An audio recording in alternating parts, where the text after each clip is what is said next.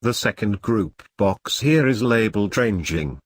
The first three parameters provide the information about the sensor lower limit, sensor upper limit and the minimum span allowed between the upper and lower range values. The next two parameters can be used to set the upper range value and lower range value respectively. Refer to section 3.2.2. In the IM. The details are under Re-Range with a DCS only. This allows the user to change the values of the analog 4 to 20 mA points independently without a pressure input.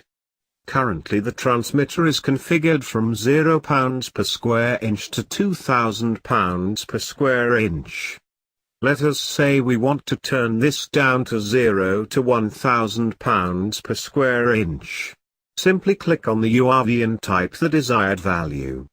We will type in 1,000 pounds per square inch. No need to change the LRV as we want it still to be at 0 pounds per square inch. Click on the send button to send the value to the device. We can verify the change on the process variables menu. The range values will reflect the new value and also the pressure analog gauge limits will change accordingly. So if you want to rearrange the transmitter, we can go directly to basic setup page and enter the values. This method does not need an actual pressure input.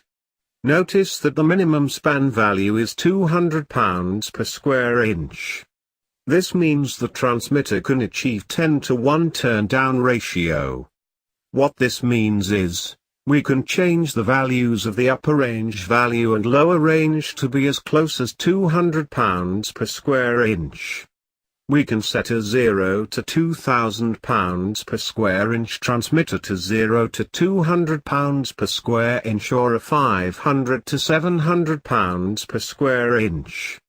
The transmitter will throw an error if the minimum span is not maintained.